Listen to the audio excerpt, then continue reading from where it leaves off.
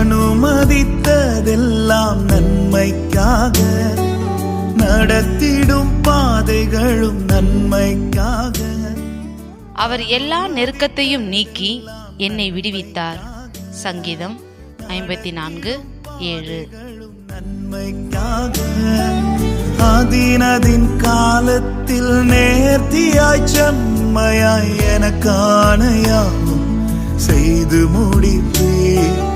அதினதின் காலத்தில் நேர்த்தியாய் செம்மையாய் எனக்கான யாவும் செய்து முடிப்பேன். உங்க கைகள் குறுகவில்லை, உம்மால் கூடாதது எதுவும் இல்லை. உங்க கைகள் குறுகவில்லை, உம்மால் கூடாதது எதுவும் இல்லை. உம்மால் கூடாதது எதுவும்